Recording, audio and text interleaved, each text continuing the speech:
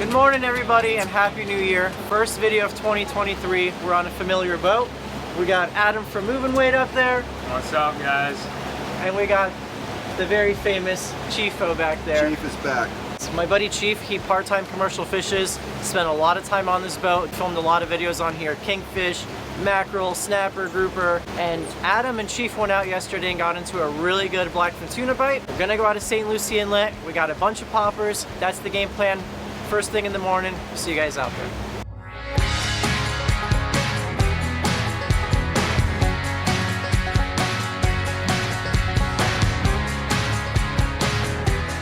Yesterday, Chief and Adam came out here and they were throwing stuff like this. They were throwing poppers, and Adam texted me and he's like, dude, you gotta get out here, blackfin tuna on fire. And you guys know how much I love anything top water. That's a great way to start the day right there. Casted the popper for about 30 minutes, and Chief actually did have one blow up like when we first got here, but we're not really marking anything, not really seeing much action, so I started dropping this guy right here, Mustad Moonriser jig right here. Adam and Chief, they're working the top of the water column. I'm gonna work the bottom to the top of the water column. Oh! Something real small. Boys, we gotta get the skunk off the boat one way or another. Yeah, it's a little bonito. Woo. Oh, I can officially say my first fish in 2023 is the glorious false albacore. You gotta start somewhere, and this is where we started today.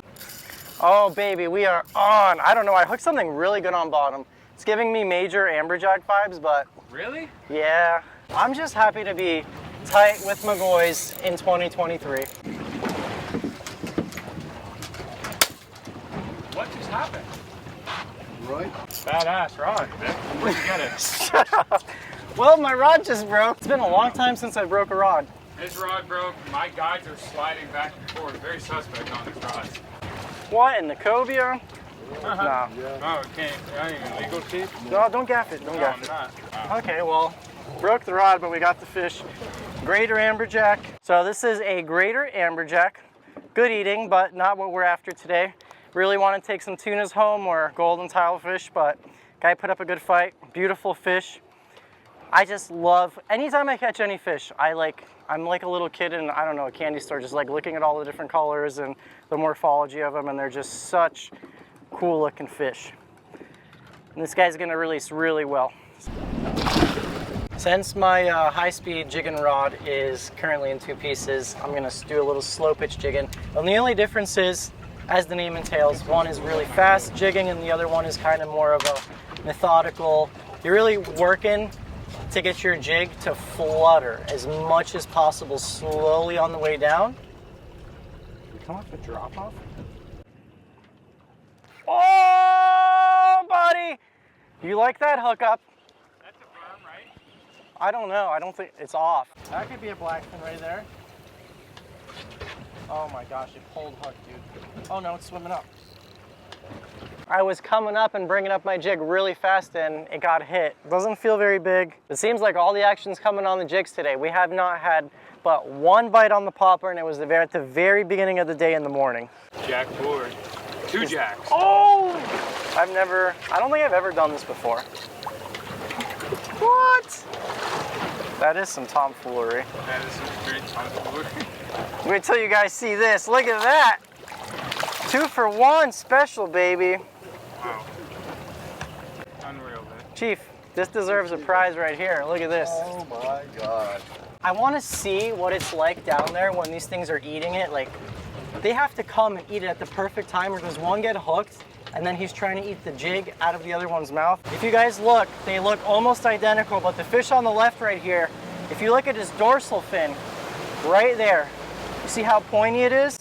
And you see how this fish is a little bit stockier and boxier? This is a greater amberjack, not as pronounced of a dorsal fin, and a lot more slender and long. This guy is way undersized, so we're gonna let him go. But this guy is not. Oh! Wow. Small. Million? Man. Adam and Chief actually commercial fish for these guys right here. and they fill up that fish box full of them. And there's big ones out here, but this right here, that is a vermilion snapper. Super pretty, real plentiful out deep. All right guys, we moved out deep. We're in about 700 feet of water. Now what we're gonna do is, I'm gonna drop this big old hunk of metal. This is a slow pitch jig. This is a Johnny jig right here. 800 grams, so under 2 pounds, very heavy. And we're gonna drop this heavy jig down there because you wanna maintain a vertical line angle. And we're gonna be trying to catch golden tilefish. So I hit bottom, and when you're jigging in 800 feet with a 2-pound jig, you're gonna get tired. So I like to put the butt of my rod just right here, come up and down, up and down. It's kind of boring, it can be repetitive, but when you get thumped from a golden tile, it's so worth it. I got one. Wow. Yeah, I got one. He ate you when you were coming around the bow? I wasn't even jigging. I was just holding the jig and dragging it up off the bottom. You guys, I was coming up off gonna go to the bow because my jig was not doing what I wanted it to do. And I was just holding it there, and lo and behold, I think we got our first golden tilefish on. Unreal, dude. Nice one, Vic? Yeah, dude. I mean, he feels dense. Okay, we got 700 feet of fun now. So now the most important thing, you worked so hard getting your jig down there, worked so hard to hook that fish, not really, because I was just literally holding the jig. And I'm just gonna play him easy, because I have 700 feet for something to go wrong, and I don't want that to happen. So just nice and subtle with the rod. You got a 2-pound jig attached to that fish, and it's just gonna keep ripping a hole bigger and bigger in that fish. Yeah, I don't know. This is not for me, boys and girls. This is a fly fisherman's art. I'm not a fly fisherman. I'm about to go to the electric grills with some squid. That's all I can say. Not for me. I might drop again though, just in honor of Victor. Got color, boys and girls. Huh?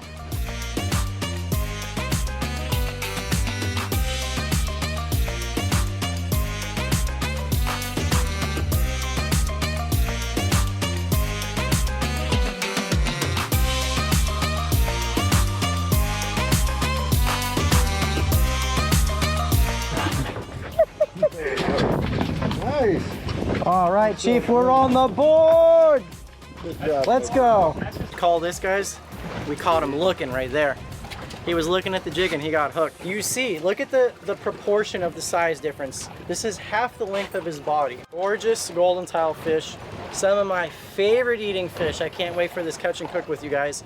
I think one thing I really like about these guys, they got like a little, I don't know what you'd call it. It looks like a dewlap or something. They got this funny little appendage right there, and the big ones, it gets huge, kind of like an iguana. Has that, you know, chin thing.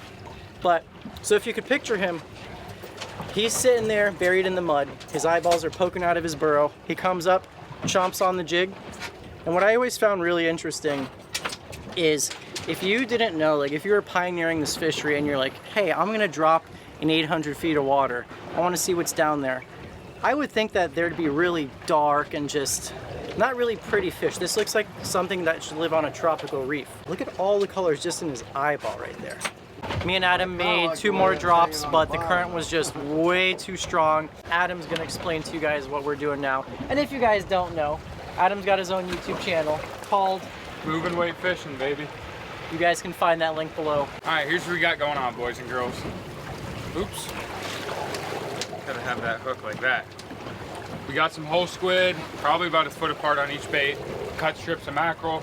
We got 6 hooks. Let it go back behind the boat. Chief's gonna keep the boat in gear. And this is what you call an L bar. That's just so we keep our baits flush like this on bottom rather than straight up and down. Putting a 10-pound on here. We're gonna catch some tilefish. Once we get this one out, I'm gonna rig the other rod up.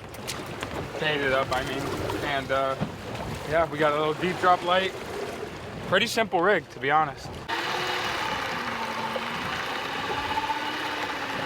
The boat and gear, so we're kind of be slow trolling these baits around and just barely dragging them in the current. Find a tilefish, he comes off his hole, eats it. Hopefully, you know, we get 2 to 3 a drop. Sometimes it's just 1 a drop, but we're fishing 6 baits because you'd like to have more than 1 or 2 tiles a drop. It's a long way down and up. It takes 10 minutes It takes 20 minutes just to catch one tilefish sometimes, so we'd like to increase the odds with more hooks, more baits. So that's mackerel? Yeah, it's mackerel. So Mackerel. mackerel big and circle squid. hooks. Yeah, big circle hooks. So we just hit bottom, about 800 feet of water. Now we just wait for the rod tip just ever so slightly.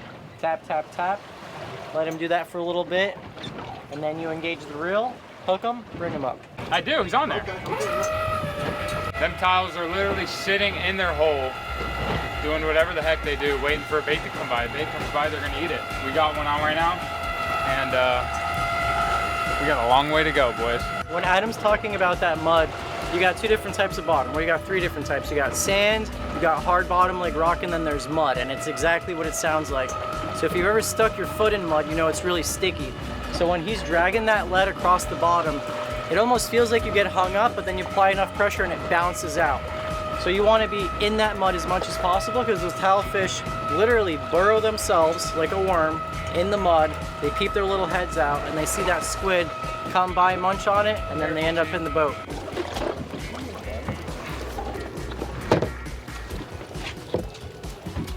Got it? Yeah. So if you guys are wondering why this fish's eyeballs are blown up, his stomach is basically coming out of his butt. Fish undergo something known as barotrauma. When you bring a fish up faster than it can equilibrate its gases in its body, so fish have swim bladders, air bladders that help them stay buoyant depending on what depth they're in. If you bring them up too fast, those gases expand and it'll push all his organs out like his eyeballs and stuff like this. And the reason you didn't see it when I caught the fish on the jig is because I brought him up a lot slower than these. When you're fighting him on the jig, he's able to let out those gases.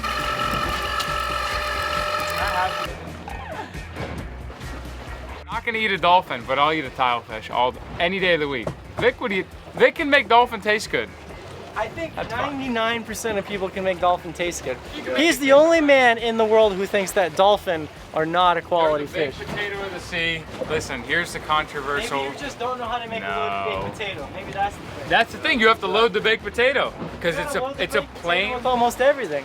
But then, listen. Let's just You know say like what? this. You're a baked Let's just potato. say it like this, man. Imagine a sweet potato, delicious.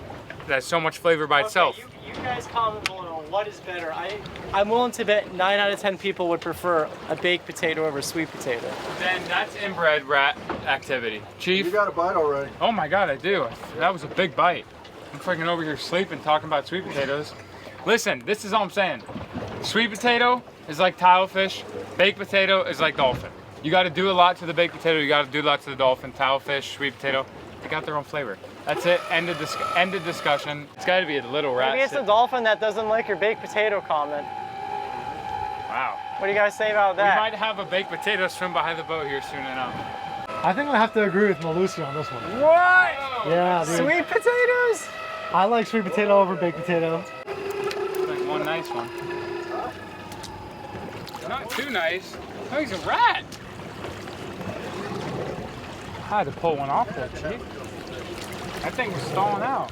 That starfish was pulling that hard? Look at that. Just caught that from the depths, as it were. Yep. When you're getting that bite, you just see that rod tip just slightly bouncing. It's a balancing act of not setting the hook too early, but not waiting too long, because if they rip the squid off, ideally, you want them to just hook themselves with the tension of the weight and the line. But yeah, you're just looking for the slightest little tap in the rod tip. That's all it really is. Up, Are up. you kidding me? What is it? That's a tilefish. Oh my gosh. That's unreality. Now Adam's favorite word is petite. Now that is a petite right there. I think this is gonna be our last fish of the day. Let's go take a look at this. I think this is Another crab. 2 crabs? Here we go, Vic.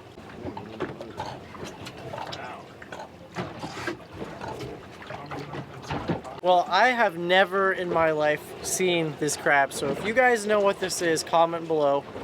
But the really interesting thing is, look at all the, I don't even know what these are. They look like, maybe it's a, oh dude, it's a parasite. You guys look at that. I just pulled this off of that crab. It looks like some type of spider crab or arrow crab, but look, he's got all these little, it looks like shells on him, but they look like there's worms or something attached to them. Look at his back. His entire back is covered in this weird growth. His legs are covered in it. He's got one long pincher. I've never seen a crab this cool before. Someone's dead line was down there and this crab got tangled in it. This crab is actually dead. It looks like all of the insides of them are completely eaten out, so he was just decomposing down there. I mean, you can see there's no meat in them. Look at that.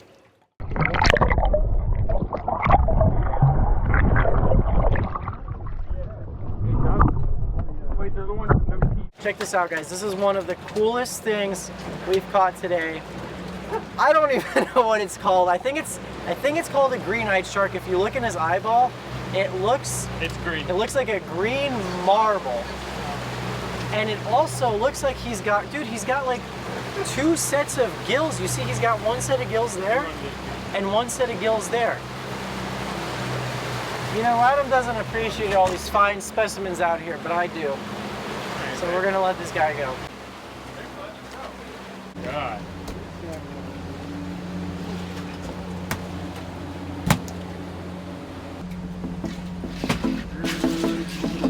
You like that lip gaff?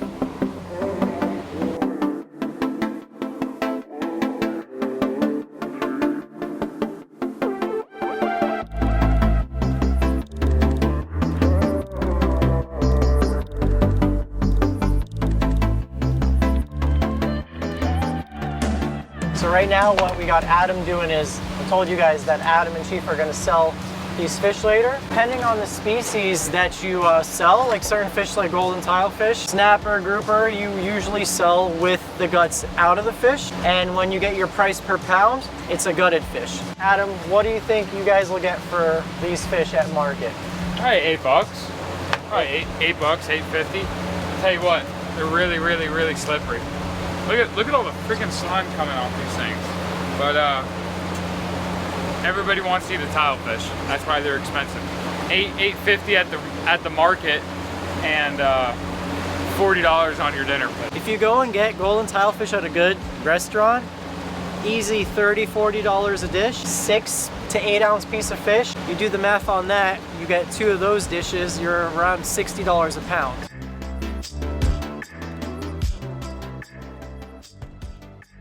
Alright guys, golden tilefish fillet time. I'm going to be using the 7-inch Dextreme. Cool thing about this knife, you got your serrated edge right there, and you got your traditional edge right here. So for scaly fish like tilefish, snapper, grouper, I can save the sharp side of my knife, my precision side, and I'll use this serrated side to get through the scales and make my initial cut. Flip my blade over. Get on this fish's spine.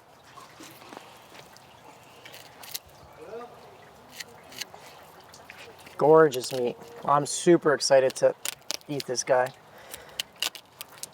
Tilefish have a really big rib cage and pin bones, which I just broke through right there. Once I break through that, get on the top of his spine, point the tip of my knife down on the other side of the backbone.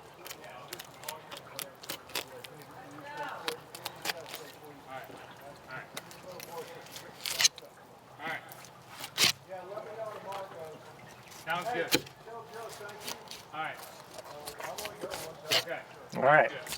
So we got one side of our golden tile. First fish I filleted in 2023 too. And if this fish was a lot bigger, I probably would have done something like a fish head soup or done something with the carcass. But since this guy's on the smaller side, they do have head meat, but not that much. But when they start to get really big, like the golden tilefish that I caught last year, upwards in the 20-pound range, excellent for utilizing the whole head and jaw.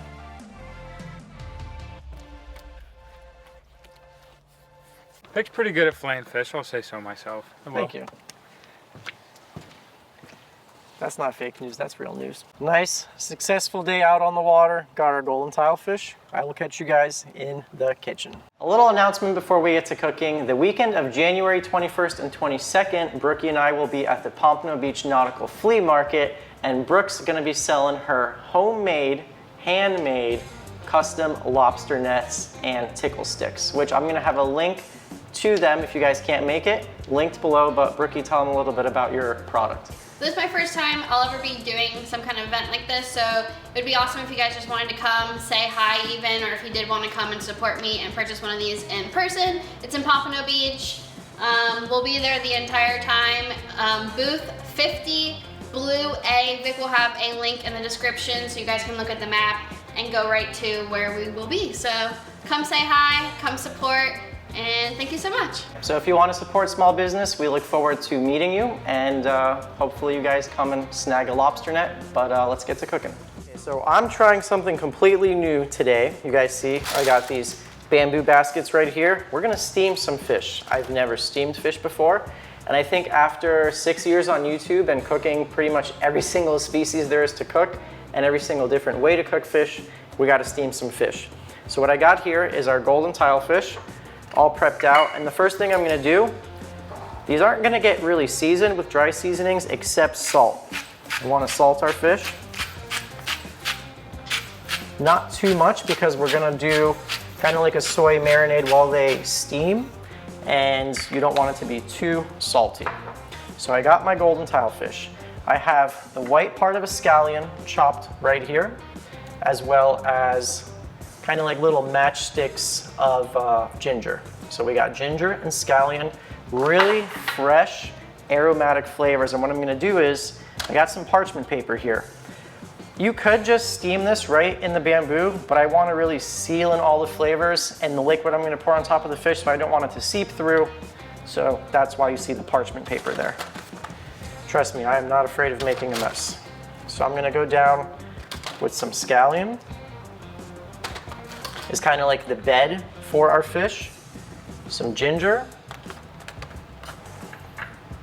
And not only is it gonna flavor the fish, but you can eat this after. It's gonna get nice and soft and just super flavorful.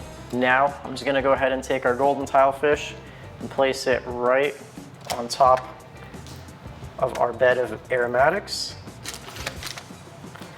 And we're gonna have to get a little crowded because I'm not gonna be able to fit it all in there without doing so. Look at that beauty.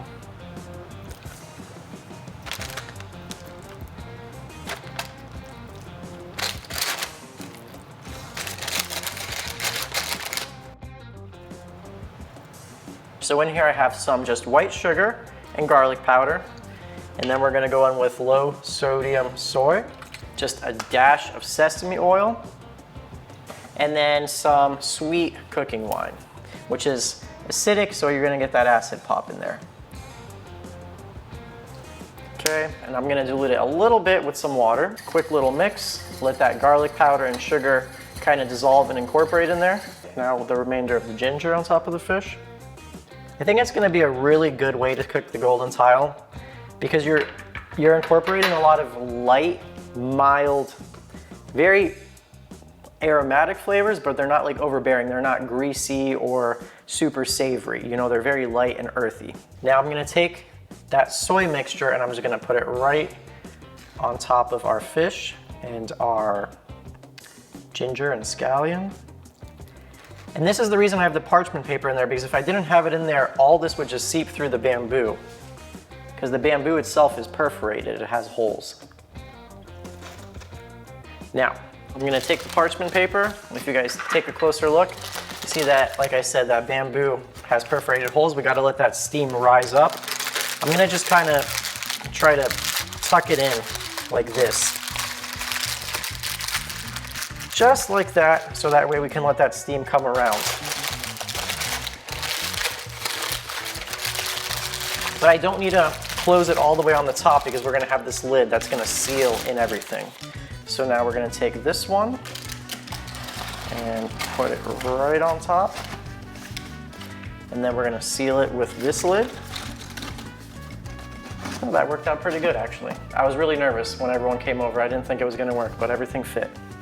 Okay, so saute pan, water, steam. Now we're gonna put our bamboo basket in here actually, just like that. So now that steam is gonna come up that bamboo basket, get stuck at this lid, and that steam is just gonna go all around that fish and all those flavors are gonna come together. I'm gonna set a timer for 12 minutes to be safe. This is the definition when you walk into someone's house and say, what are you cooking? It smells so good. Butter, onions, or butter and garlic. So earlier, I riced some cauliflower, which is just a fancy word of putting it through a food processor. I like cauliflower a lot. So instead of doing like a grain or bread or potatoes, we're gonna go in with cauliflower. Cauliflower right into our onion mixture, and I will season this with just salt and pepper. Okay, so I got a wok right here, some hot oil. We're gonna go in with a little ginger and garlic. And what we're gonna do with this is we're gonna make some Chinese broccoli. But first we're gonna season our oil and get our aromatics in. So we're gonna fry this real quick. Oh, and that smells no other word but heavenly. Now we go in with our Chinese broccoli.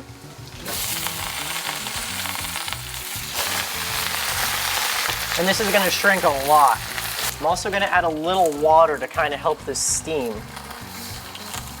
I swear I was born into the wrong family. I should have been born into a Latin family or an Asian family because I love Asian and Latin flavors. It's like my two favorite cuisines. I'm from Slovakia, which is a very meat and potato type of country. Not a whole lot of herbs and stuff like that, very heavy dishes. I love basil and cilantro and chilies and stuff like that, but now I get to share it with you guys. Okay, so let's do a little first reveal of our steamed fish, and oh baby, it smells good, I'll tell you that. Our fish is done, for sure. That's a really thick piece. Look at that. Look at how flaky and juicy that fish is right there. I gotta try this real quick.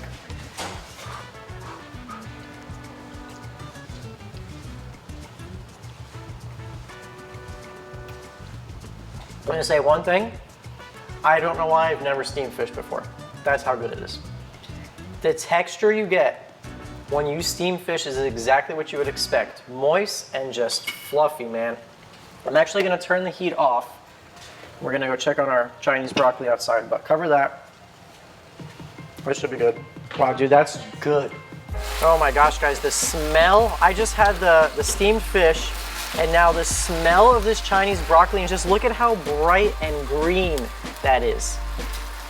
And I just smell that ginger and garlic, and you saw I didn't really season this broccoli. It's just the oil, a little bit of water, the ginger, the garlic, that's just permeating through there. And I'm gonna let this go a little bit longer, but I am someone who likes my vegetables crispy. I don't like overcooked vegetables.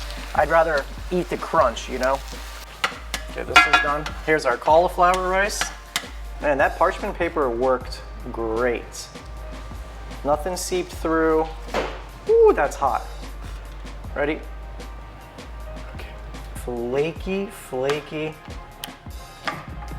fish.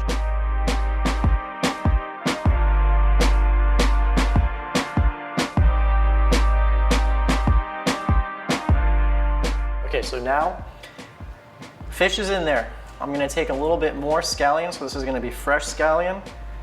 Lay it right on top of our fish.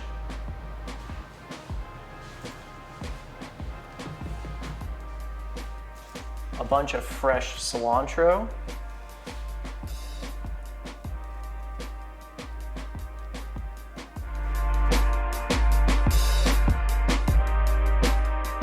Okay, now we're gonna go in with some sesame oil into a little saute pan, and we want to heat this up, and we're going to dump that sesame oil right on top of that fish. Okay, that hot sesame oil. Ready for this?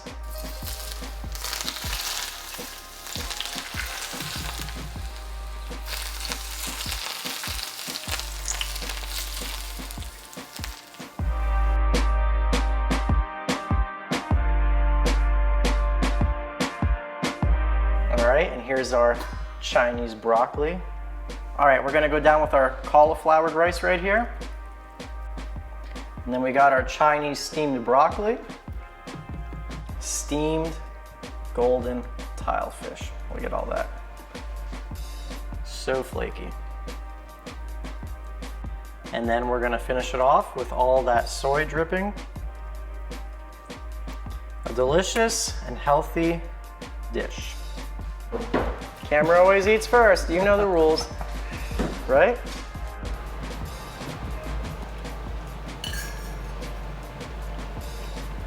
It has great flavor.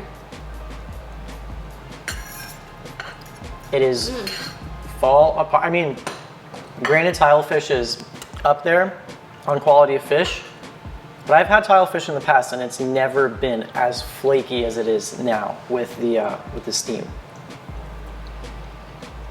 It's amazing.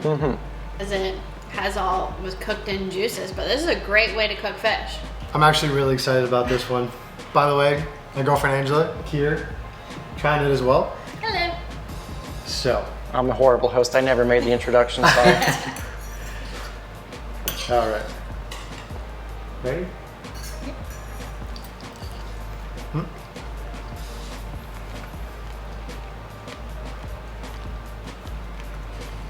I think you might be onto something. Dude, the steamed fish is where it's at, I'm telling you. Like, if you think about the ways to cook fish off the top of your head, you're gonna grill it, fry it, you know, maybe season it with blackened seasoning, whatever. But this is different. It is different for sure. First time for me having golden tilefish, so definitely one on the books. And if you guys don't know who this lovely couple is, this is Dennis, our new cameraman. Very excited to have him on. He has made my life a whole lot easier, and I hope you guys notice there's a big increase in the quality of the videos. And I'm so excited. We are gonna film some incredible stuff this year. If you guys, like I said, wanna meet Brook and I or come support a small business, Nautical Flea Market, in 2 weekends from now, January 20th and 21st, come meet us in Pompano. Say hello, say what's up, buy a net. Or maybe you'll find something else there. January 21st and 22nd. 21st and 22nd. Big thank you once again, anyone who watches the videos. Until the next one, see ya.